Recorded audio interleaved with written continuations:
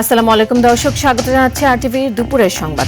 জামায়াত ক্ষমতায় গেলে সবচাইতে বেশি বিপন্ন হবে দেশের নারীরা, এমন মন্তব্য করেছেন বিএনপির সিনিয়র যুগ্ম মহাসচিব রুহুল কবির রিজভী।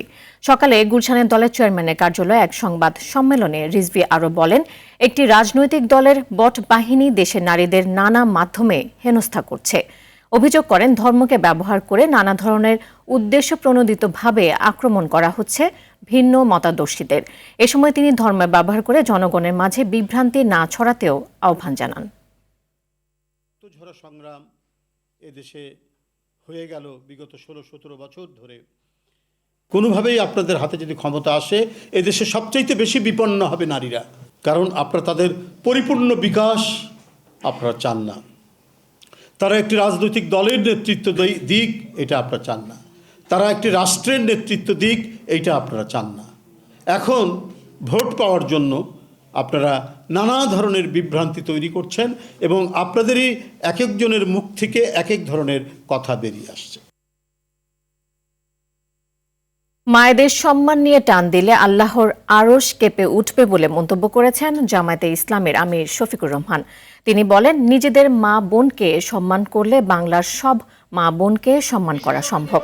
বেলা 11টায় ফেনী পাইলট উচ্চ বিদ্যালয় মাঠে ফেনীর 3টি আসন নিয়ে আয়োজিত নির্বাচনী জনসভায় তিনি এই কথা বলেন। এ সময় তিনি আরও বলেন, যুবকের হাতে বেকার ভাতা তুলে দিয়ে অপমান করতে চান না, তাদের হাতে মর্যাদার কাজ তুলে দিতে চান বলে মন্তব্য করেছেন তিনি।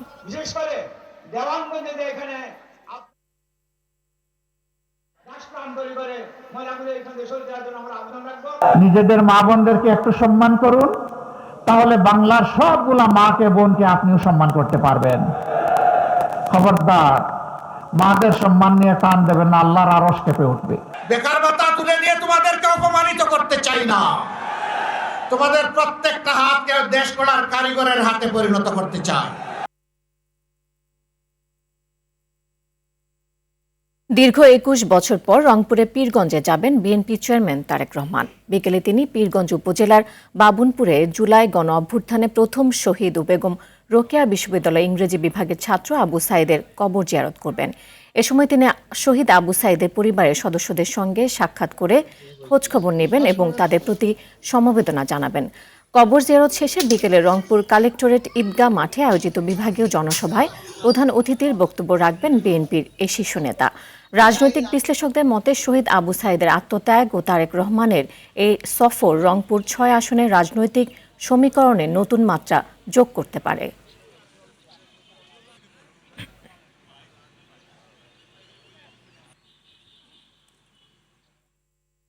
দর্শক, এই বিষয়ে আরও জানাতে রংপুর কালেক্টরেট ঈদগাহ মাঠ থেকে সরাসরি যুক্ত হচ্ছেন সহকর্মী জাহাঙ্গীর আলম বাদল। রংপুরে তারেক রহমানের আগমনকে কেন্দ্র করে নেতাকর্মীদের প্রতিক্রিয়া কেমন দেখছেন এবং নিরাপত্তা ব্যবস্থা নিয়ে বিস্তারিত জানাবেন আমাদের।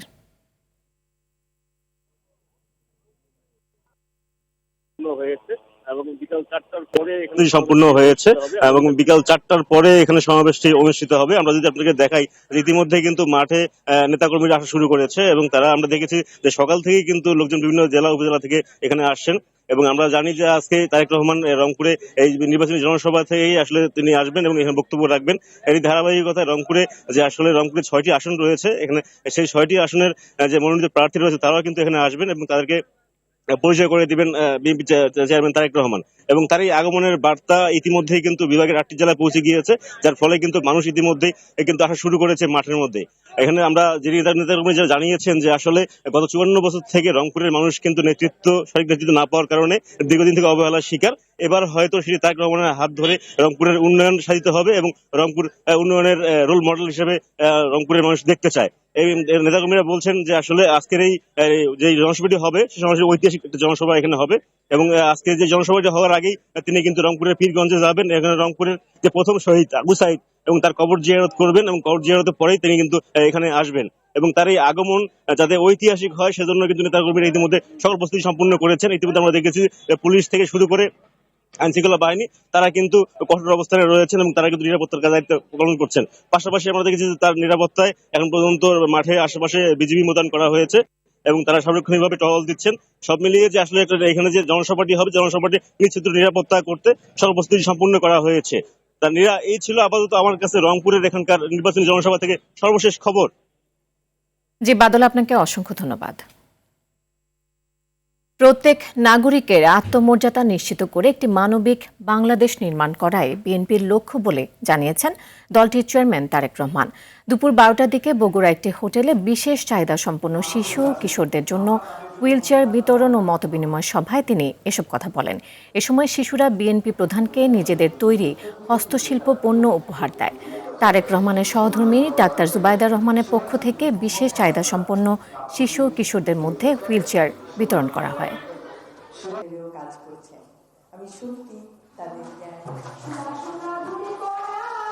খুব যে বেশি কিছু করা প্রয়োজন তা না, শুধু এই মানুষগুলোকে একটু সুযোগ করে দেওয়া যাতে তারা দুনিয়ার আলো বাতাসে আমাদের আর 10 জনের মতনই স্বাভাবিকভাবে কম বেশি চলাফেরা করতে পারে। আমরা সকলে মিলে একটা বাংলাদেশ গড়ার চেষ্টা করি, যেই বাংলাদেশে কম বেশি প্রত্যেকটা মানুষের একটা মর্যাদা তৈরি হবে, আত্মমর্যাদা নিয়ে প্রত্যেকে বেঁচে থাকতে পারবে, সেরকম একটা বাংলাদেশ গড়তে আমরা চেষ্টা করি। আসন্ন জাতীয় সংসদ নির্বাচনকে সামনে রেখে প্রার্থীদের প্রচারে সরগরম রাজধানী। সকাল থেকেই প্রার্থীরা নিজ নিজ আসনে ভোটারদের দোরগোড়ায় গিয়ে দিচ্ছেন নানা প্রতিশ্রুতি। ঢাকা 16 আসনে বিএনপি মনোনীত প্রার্থী আমিনুল হক তালতলা বস্তির সামনে লিফলেট বিতরণ করেন ও মিছিল করেন। বলেন, কোনো ধরনের প্রতিবন্ধকতা ছাড়াই প্রচারণা চালাচ্ছেন তিনি। তবে বিকাশ নাম্বার নিয়ে ভোটারদেরকে টাকা দেওয়ার অভিযোগ করেন জামায়াতের প্রার্থীর বিরুদ্ধে। ধানমন্ডিতে ভোটের গাড়ি উদ্বোধন করেন ঢাকা 10 আসনের 11 দলীয় জোটের প্রার্থী অ্যাডভোকেট জসিমউদ্দিন সরকার। জানান, হ্যাঁ ভোটের পক্ষে গাড়ি নিয়ে প্রচার চালাবেন তারা। ঢাকা 4 আসনে বিএনপি প্রার্থী তানভীর আহমেদ রবিন নিজ এলাকায় মিছিল করেন। নির্বাচনে একটি দল ষড়যন্ত্র করছে বলে অভিযোগ করেন তিনি।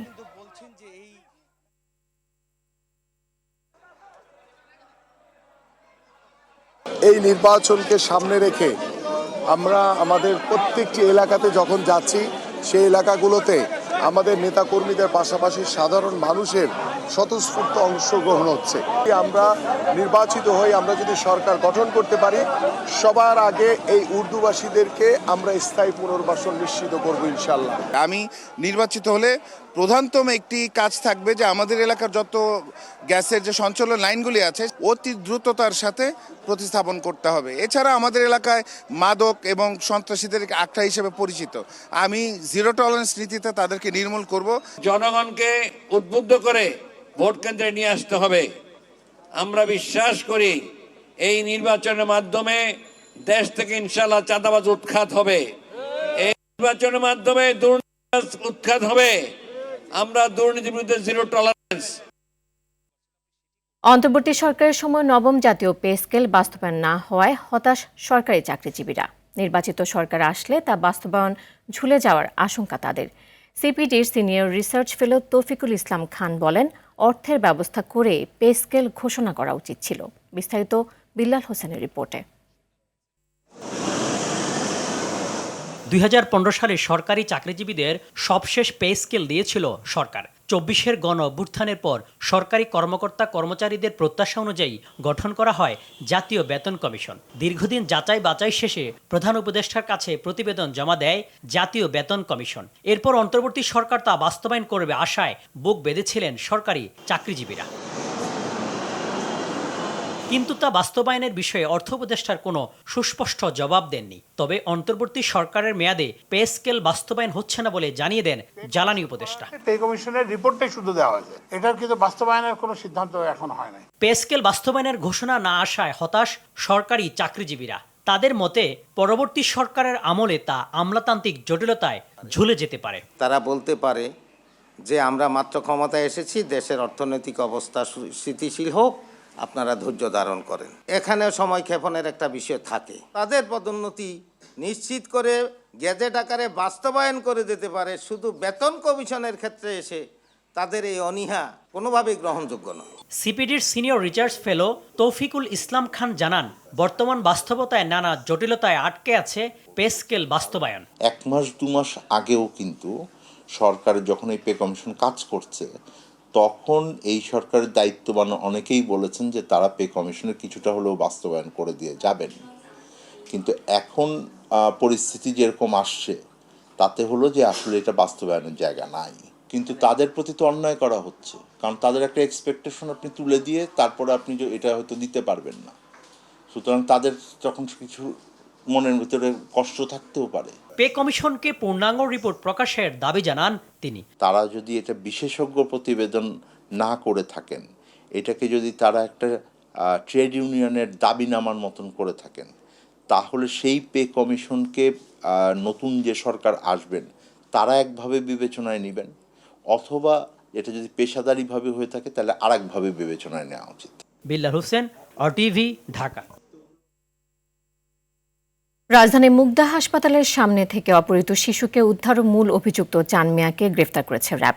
র্যাব জানিয়েছে 3 বছরের শিশু হিশানকে গাইবান্ধা থেকে উদ্ধার করা হয়েছে। এর আগে গত বুধবার দুপুর 1টার দিকে মুগদা হাসপাতালের গেটের বাইরে থেকে শিশুটিকে নিয়ে উধাও হয় এক ব্যাটারি রিকশা চালক। বাচ্চাকে রিকশায় বসিয়ে রেখে পানি কিনতে দোকানে গেলে রিকশা চালক বাচ্চাকে নিয়ে চলে যায়। অন্য আসামিদের ধরার চেষ্টা চলছে বলে জানিয়েছে র্যাব।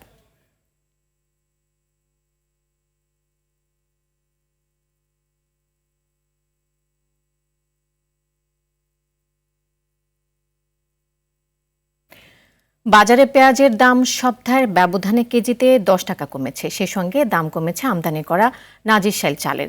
অন্যদিকে দাম বেড়েছে ছোট দানার মসুর ডাল, লেবু ও পোলাওয়ের চালের।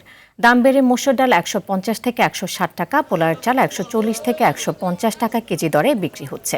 তবে মিনিকেট চাল আগের দামেই বিক্রি হচ্ছে। বিক্রেতারা বলছেন বাজারে নতুন পেঁয়াজের সরবরাহ বাড়ায় দাম কমেছে, আর নাজিরশাইল চাল আমদানি বেড়েছে, ফলে এই ধরনের চালের দামও কমেছে।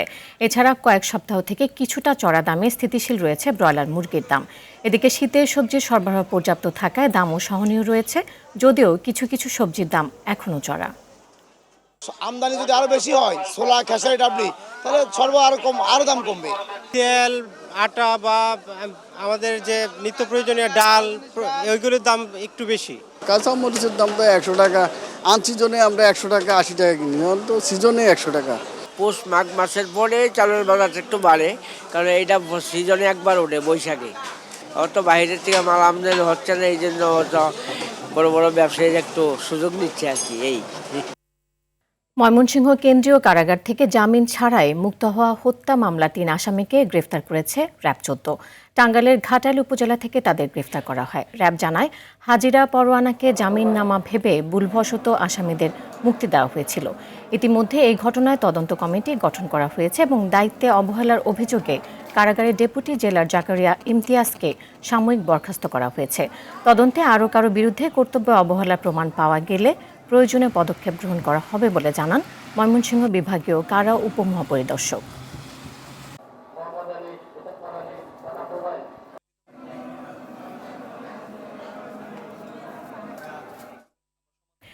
দর্শক, আবারও নির্বাচন প্রসঙ্গ। আসন্ন জাতীয় সংসদ নির্বাচনকে সামনে রেখে প্রার্থীদের প্রচারের সরগরম রাজধানী। সকাল থেকে প্রার্থীরা নিজ নিজ আসনে ভোটারদের দোরগোড়ায় গিয়ে দিচ্ছেন নানা প্রতিশ্রুতি। দর্শক, ঢাকা 8 আসন থেকে সরাসরি যুক্ত হচ্ছেন সহকর্মী সাকিবুর রহমান। সাকিব, নির্বাচনী গণসংযোগে প্রার্থীরা ভোটারদের কেমন সাড়া পাচ্ছেন, আর ভোটাররা কি বলছেন জানাবেন আমাদের।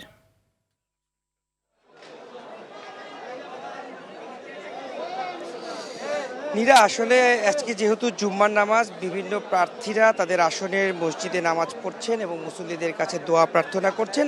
আমরা এখন রয়েছি ইস্টার্ন প্লাজা, এই যে মসজিদ, সেখানে ঢাকা 8 আসনের সংসদ সদস্য প্রার্থী মির্জা আব্বাস তিনি কিন্তু এখানে নামাজ পড়েছেন। নামাজের পূর্বে তিনি কথা বলেছেন, মুসল্লিদের কাছে দোয়া চেয়েছেন এবং তিনি বলেছেন যে আসলে তার যে বিপক্ষ প্রার্থী রয়েছে তিনি কিন্তু তার নামে বিভিন্ন ধরনের কথা বলছেন, উৎসাহ রটাচ্ছেন, যার ফলে সাধারণ মানুষ যারা রয়েছে, তাদের ভোটার যারা রয়েছে, তাদের উপরই আসলে তিনি সব কিছু ছেড়ে দিয়েছেন। ভোটাররা যাকে আসলে পছন্দ করবে, যাকে ভালো লাগবে, তাদেরকে ভোট দেওয়ার তিনি আহ্বান জানিয়েছেন। তিনি বলেছেন তিনি এই এলাকার সন্তান এবং তিনি নির্বাচিত হতে পারলে এলাকার সমস্যার সমাধানে তিনি কাজ করবেন, সেই বিষয়গুলো ব্যক্ত করেছেন। এছাড়াও আমরা দেখেছি কিন্তু যে বিভিন্ন আসনে কিন্তু প্রার্থীরা তারা তাদের নির্বাচনী আসনে ভোটারদের দ্বারে দ্বারে যাচ্ছেন এবং ভোট প্রার্থনা করছেন। আমরা ভোটারদের সঙ্গে কথা বলেছি, ভোটাররাও যেটি বলছেন যে আসলে তারা চান সুষ্ঠু পরিবেশে একটি ভোট দিতে এবং ভোটের দিনের পরিবেশ যেন ভালো থাকে, সেই আশা তারা প্রকাশ করেছেন। পাশাপাশি এলাকার উন্নয়নে যারা কাজ করবেন সে সকল প্রার্থীকে তারা ভোট দিতে চান এবং সব মিলিয়ে বলা চলে যে তিনি নামাজ পরে যখন এই মার্কেটের নিচে আসবেন তখন কিন্তু গণমাধ্যমের সঙ্গে কথা বলবেন এবং তখন হয়তো বা আমরা তাকে কয়েকটি প্রশ্ন গণমাধ্যমে রয়েছে বিভিন্ন বিষয়ে সেই বিষয়ে প্রশ্ন করে তার থেকে জানতে পারবো এবং সেটি দর্শকদেরকে জানিয়ে দিতে পারবো। তো এই ছিল এখন পর্যন্ত ঢাকা ৮ আসন থেকে আমার কাছে সর্বশেষ নীরা। জি, আপনাকে ধন্যবাদ। সংস্কৃতি বিরোধী আস্ফালন রুখে দেবে কবিতা শিরোনামে আগামী ১ ও ২ ফেব্রুয়ারি ২ দিন ব্যাপী অনুষ্ঠিত হতে যাচ্ছে ৩৮তম জাতীয় কবিতা উৎসব ২০২৬। ৫২ ভাষা আন্দোলনের স্মারক কেন্দ্রীয় শহীদ মিনার প্রাঙ্গণে এই উৎসব অনুষ্ঠিত হবে। আজ জাতীয় কবিতা পরিষদের সভাপতি মোহন রায়হান ও সাধারণ সম্পাদক রেজাউদ্দিন স্টালিনের উপস্থিতিতে প্রেস ক্লাবের জহুরুল হক চৌধুরী মিলনায়তনে এক সংবাদ সম্মেলনে কবিতা উৎসবের কথা জানান বক্তারা। ২ দিন ব্যাপী এই উৎসব উদ্বোধন করবেন জুলাই যোদ্ধা শহীদ মীর মাহফুজুর রহমান মুগ্ধর পিতা মীর মুস্তাফিজুর রহমান। প্রধান অতিথি হিসেবে উপস্থিত থাকবেন সংস্কৃতি উপদেষ্টা মোস্তফা সরোয়ার ফারুকী। আন্দোলনে জনগণকে উদ্দীপ্ত করা অনির্বাণ অগ্নিশিখা। ২০২৬-২৭ অর্থ বছরের জন্য সামাজিক নিরাপত্তা কর্মসূচির পরিধি ব্যাপকভাবে বৃদ্ধির সিদ্ধান্ত নিয়েছে সরকার। এর আওতায় বয়স্ক, বিধবা, প্রতিবন্ধী এবং মুক্তিযোদ্ধা সহ বিভিন্ন অনগ্রসর জনগোষ্ঠীর ভাতার পরিমাণ ও উপকারভোগীর সংখ্যা বাড়ানোর চূড়ান্ত অনুমোদন দেওয়া হয়েছে। রবিবার সচিবালয় উপদেষ্টা পরিষদ কমিটির ৩২তম সভায় গুরুত্বপূর্ণ এই সিদ্ধান্ত নেওয়া হয়েছে। সভায় খেতাবপ্রাপ্ত মুক্তিযোদ্ধা ও শহীদ মুক্তিযোদ্ধা পরিবারের মাসিক ভাতার পরিমাণ ৫,০০০ টাকা বাড়ানোর সিদ্ধান্ত হয়। পাশাপাশি জুলাই গণ অভ্যুত্থানের শহীদ ও আহতদের পরিবার এবং ভিজিএফ কার্যক্রমে সামাজিক নিরাপত্তা কর্মসূচি অন্তর্ভুক্ত করার সুপারিশ করা হয়।